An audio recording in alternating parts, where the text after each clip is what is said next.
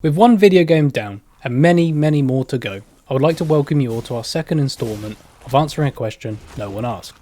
Once again, we are playing a game that I am familiar with, but haven't touched for some time. In this video, Baguettes, Many Rages, I press to the right! Words of wisdom, you don't kick a man's loot while he's dead, and some sick riffs.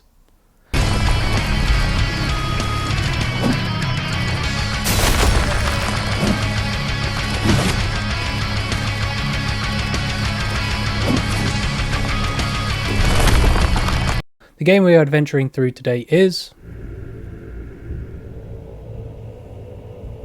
and once again questioning, is it fun? Before we venture forward and I show you how much I suck at video games, please do consider liking the video, leaving a comment, and if you're feeling like a bottle of Worcestershire sauce, subscribe. Now, I mentioned in my previous video that I am a fan of Soulsborne games, and that got me thinking about Mortal Shell. I was first introduced to it when the Virtuous Cycle DLC came out. I saw some other YouTuber playing through it, and at the time I had an itch to play a Souls-like game that, well, wasn't Dark Souls, Bloodborne, etc. We won't be exploring the DLC in this video, only the main game. From the first time I played this game to the multitude of other playthroughs I've done, excluding this recorded playthrough, I've always enjoyed and liked this game. So a contributing factor as to why I wanted to do a video on Mortal Shell was to perhaps see if I could gain an understanding as to why Mortal Shell has many mixed feelings around it, because I like the game. While writing this part of the script, I did a quick Google search, and as you can see, and Steam has mixed reviews. Wait, what? There's a sequel coming. I was not aware. I can't wait. But let's stick to the first title. These are the opening words when starting the game. We are then introduced to our character, the Foundling, he naked. This first area is just a tutorial section, introduced to the controls and this game's gimmick, the Harden ability. This hardens the body to prevent physical damage, but breaks once hit by said damage. We obtain a sword, and true to a Souls-like game, there's a tutorial boss that you are meant to die to, but we are gamers. So we kick Hadern's ass. Don't worry, it's not the last that we see of him, and we get eaten. This is where the real game begins. Now, like I have mentioned before, Mortal Shell is a Souls-like game, and with games like this, they are very rich in story and lore. But such knowledge is never just handed to the player. Most information is found behind item descriptions, enemy encounters, NPC dialogues, dying in-game, online forums. It knows no bounds.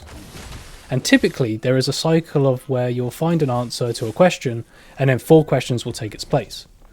I will do what I can for the story, but this will not be a comprehensive deep dive into the lore. There are far better videos out there, to which I urge people to go watch if you are interested in learning more about this universe.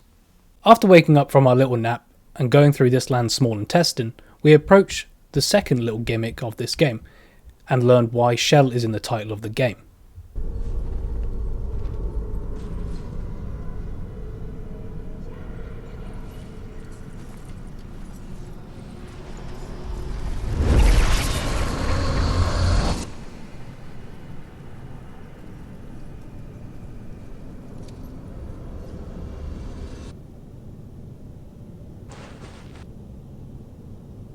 So the shells act as the different characters we can play as. Each have their own different stats and upgrades which favour into different playstyles.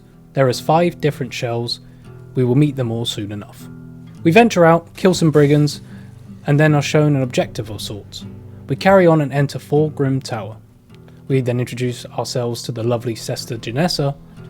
She will offer story related context and helps unlock shell abilities once we have the sufficient materials to do so. She's also got the moves. We head upstairs of this little hub area and meet the old prisoner. So as a thank you for removing the tarnished seal that was chained to him, he gives us fetch quests. That's better. Thank you. It's been so long since anyone raised a hand toward me in kindness. You seem different, untouched by false truths. Unfortunately, I have little to offer you, save for that tarnished seal in your hands. A small gift, but I expect you will find it useful. Would you grant me another favor?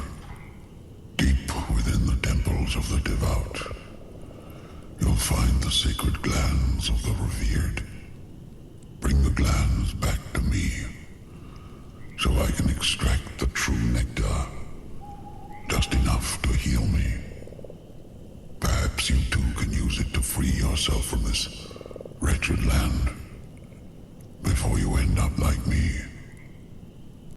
There is a total of 3 temples of the devout, each holding a sacred gland that we must bring to the old prisoner. Seems simple enough.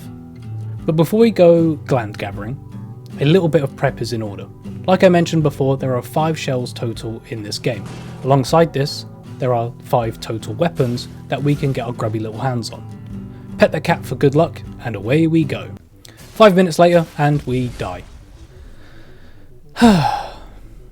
We resurrect back to Sesta Janessa. She acts like this game's checkpoint system or bonfires to the initiated. We get back out there and find one of our fallen brethren. This shell favours vitality at the cost of stamina. We scooch past this mad lad and head into one of the temples of the devout. Now we won't be proceeding through this temple, we are here only for a weapon and it's right at the entrance. Now this game is a little weird with weapon obtaining.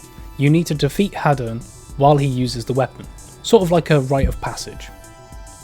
Now we are here getting the hammer and chisel, because arguably this is the best weapon in the game.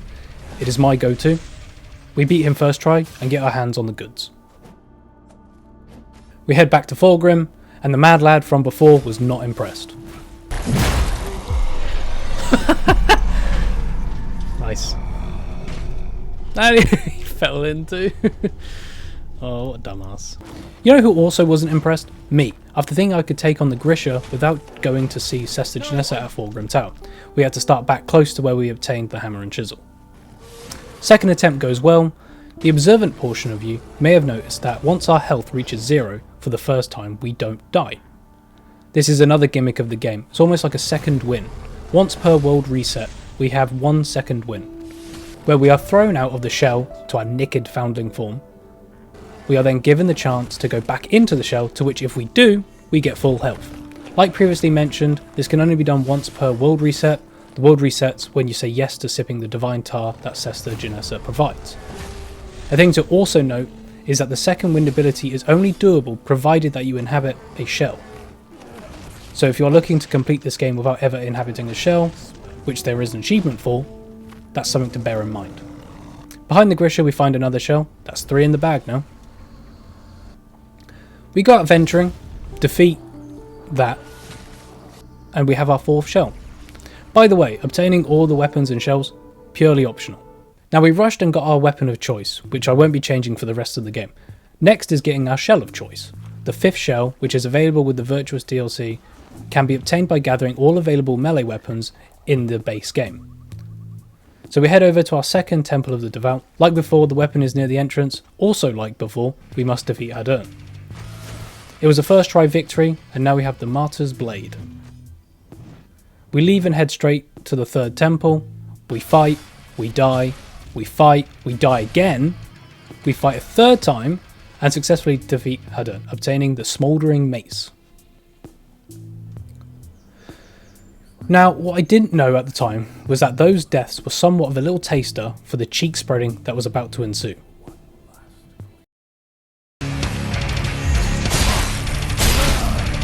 What the fuck? I was trying to parry him to finish him off. I was trying to be... Fuck!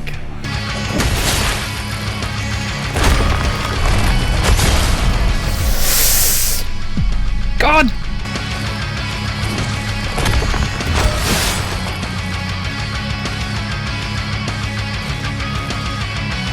Oh, he's got stage 2. Fuck!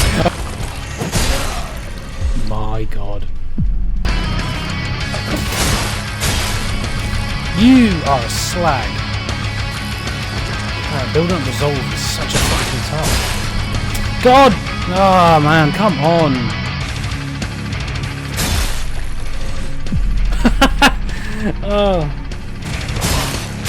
Oh my god, how can you get those hits off quicker than I can? Oh my god, this is insane.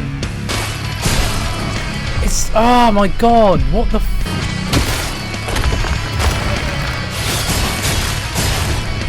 I give up!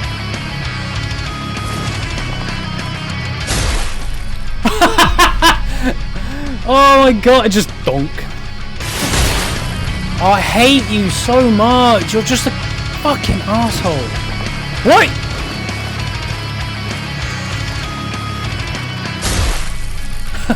It's that same move. Donk. I give up. I'm not... It's... No point. I give up. This is fucking shit.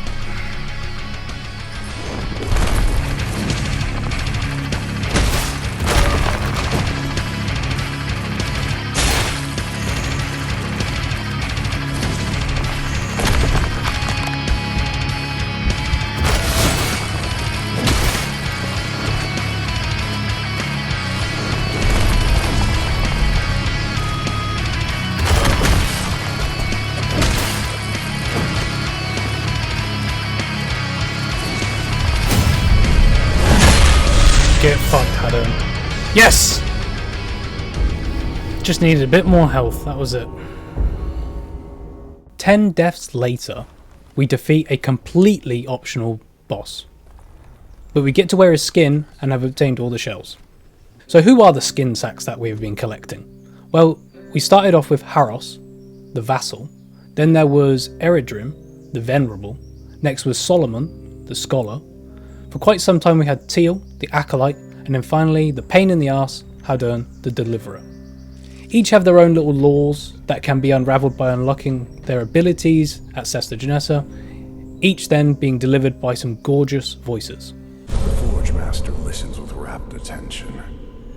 He knows too, this seedling can't be contained by our crude implements.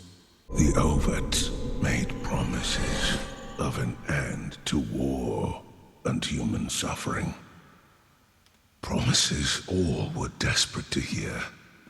Myself not least, for I'd seen my share of tragedy. With weapon in hand and us being inside another man, we can now, 3 hours later, play the actual game. So if we recall back to the old prisoner and the favour he has asked of us, we need to make our way through the temples of the devout and find the revered's sacred glands. Why, you may ask? You are asking, right? Anyway, the main theme, or what I interpret as the main theme for this game, is immortality. It is implied that these sacred glands and the true nectar they produce is the key to understanding and obtaining said immortality, as well as granting other mysterious powers and effects. Now you may be wondering, okay, immortality. Is it actually achievable in this universe, or is it some fool's errand? I'm sure this Englishman's rambling has no doubt given an indication as to what that answer is. But for those who aren't paying attention, I know where you keep your sonic body pillow. But yes, immortality is achievable, and in fact has been achieved. Sesta Genessa is one such immortal, but more on that later. For now, we head through our first temple. They can be done in any order, but we start off with the Shrine of Ash. The mad lads here are big on fire and the ritual process known as immolation. Not much can be really said about this area, it's quite linear, a good starting place for those first time playing. Deep within the Shrine of Ash, we find ourselves in the Sanctum of Flame. Spicy. On the opposite side of the room, we find a chalice containing nectar. So like everyone in Britain, when a little sun comes out, we go out and get pissed. We then find ourselves in an arena and a boss fight. Imrod, the Unrepentant, he serves as a guardian to the revered of this area. It's a very easy boss fight. Keep close and keep up the pressure and you'll get through the first phase, no sweat. His second stage, same thing, and then he is defeated. We then arrive back in the Sanctum of Flame, and before us, the revered and the sacred gland. We extract the gland, and there we have it, our first sacred gland. We just now need to get back to Fulgrim Tower and deliver it to the old prisoner. Upon obtaining these special glands, the environment changes, enemy variety and placement gets all shuffled, and it grants a more intense experience and challenge. The lore reason as to why this happens is that while holding a sacred gland, a mysterious fog appears and brings in more desperate creatures that will do anything to get their hands or claws on a sacred gland, and more specially the true nectar that is within, a mysterious but intoxicating substance. A neat tip for Souls-like games is to just run through groups of enemies. Less fighting you do, less chance of messing up and resetting your progress. So we just book it at Mach 10 speed to the old prisoner, we give him the gland, and we get a new parry ability that we'll never use. So back to it, another temple, another gland. This time we will be visiting the Seat of Infinity. This, if you recall, being the place where we obtained our tools of the trade, the hammer and chisel. Now the Seat of Infinity, as an area, is quite the step up from the narrow linear passages of the Shrine of Ash. This is a lot more open, and with some clever level design feels much more expansive. This area also features many teleporters, which in all honesty, unless you're looking to explore this area in its entirety, I'd recommend not using them. I've played through this game a number of times, I know where to go most of the time, but each time I use the teleporters, I am just left disoriented and clueless as to where I am. And if you're thinking, well, don't we need to use the teleporters to progress through this level?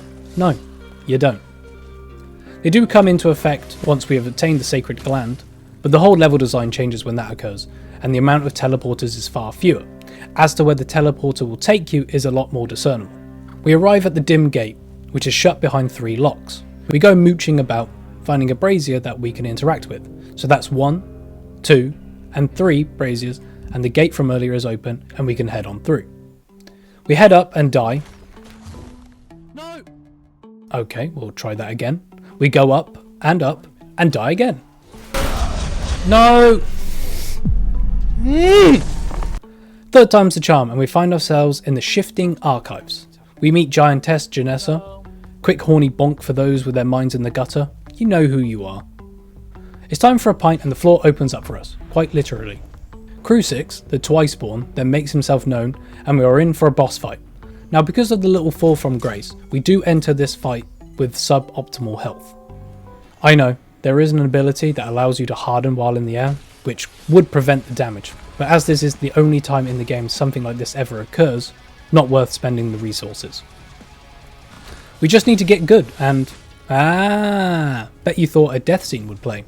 We fly on through the first phase, with our taint being ever so lightly caressed by the fingertips of oops, I fucked up. With sunburnt mini-me no longer able to give cheeky bum wanks, Crucix gets mad and the second phase begins. We played a little reckless and started touching cloth, but we beat him. First try victory. With another Sacred Gland in our possession, the world shifts and it's time to run on back. We make it back to the old prisoner and hand them the gland. We now have just one temple left, the Crypt of Martyrs. This is quite a small area / temple, so with a hop, skip and an enslaved Grisha later, we find ourselves at the deepest part facing the Martyrs' altar. A sip and I'm sure you know what's coming next. Boss fight. Tarsus, the first martyr. I would argue that this is the most challenging boss fight in the game. I'd love to know if anyone agrees or disagrees with that. I just recall in my first playthrough that this boss gave me trouble. Like the other temple bosses, this one has a second phase. Also like the other bosses, this was a first try victory. With a delicate touch, we obtain our third and final gland. Cue the music.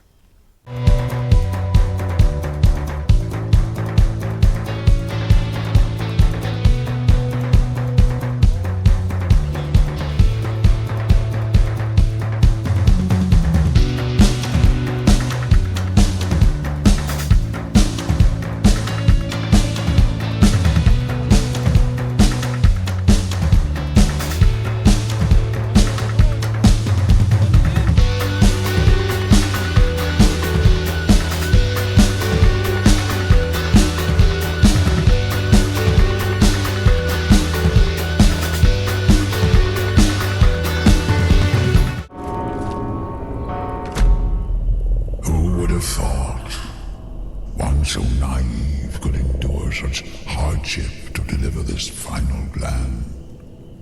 Yet, it is I who will ascend, and not those who are worshipped. Hand it over, and claim the honor to witness what's true. Stay back. I will not waste this divine gift. Yes. I feel my wings unfolding, body burgeoning, eyes opening as if for the first time. So, this is how it feels to be chosen to reign above the rabble. Pitiful maggots, bowing and scraping before their gods, their lives unraveling one thread at a time into a pile of utter meaninglessness. Fate favors those who act, be it in their own self-interest or otherwise. Come forth and bear witness to my ascension. Bask in my grandeur. It's time.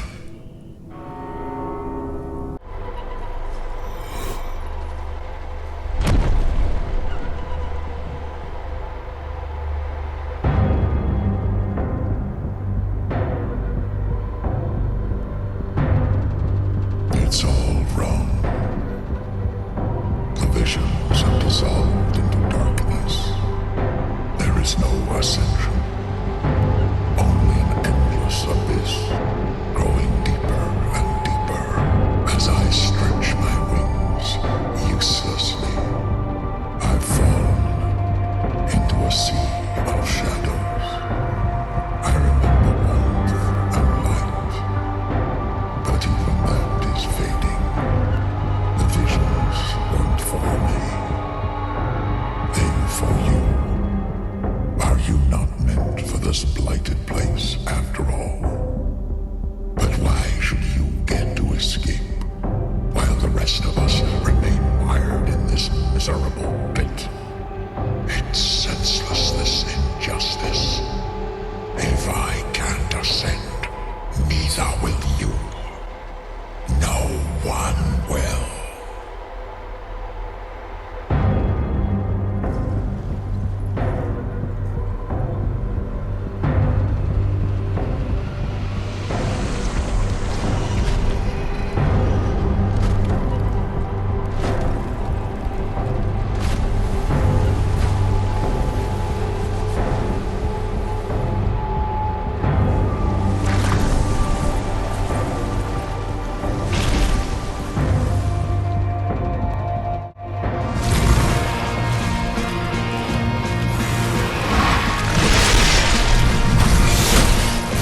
The final fight is upon us, the old prisoner now labelled the Unchained.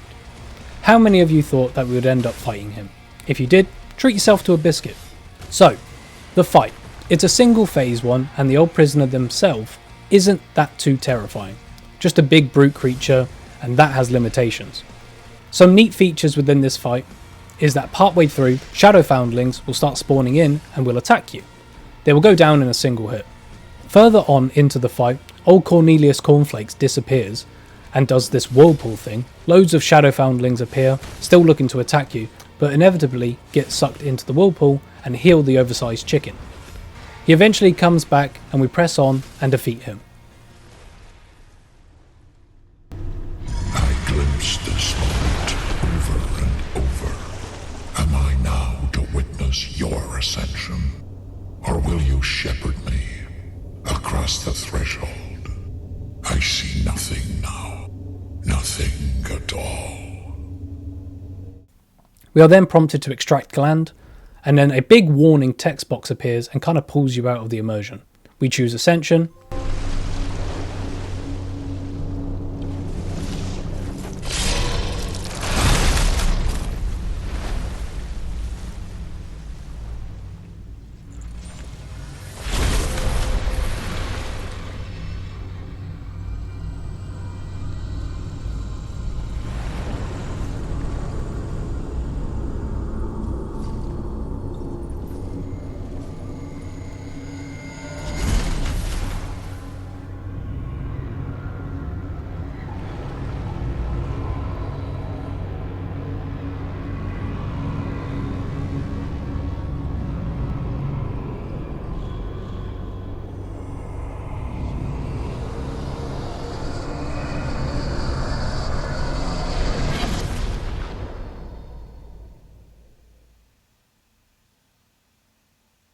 And that is Mortal Shell.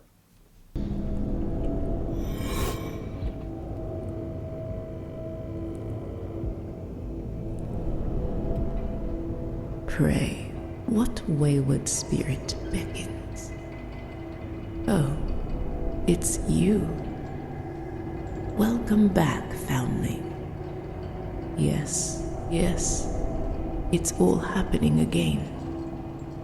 This is the burden of immortality. Toil without end. Our spirits fragmented by the profane eternities. But there's comfort, even a certain pleasure in ritual. Where were we? Oh, yes. Sip this and you'll see.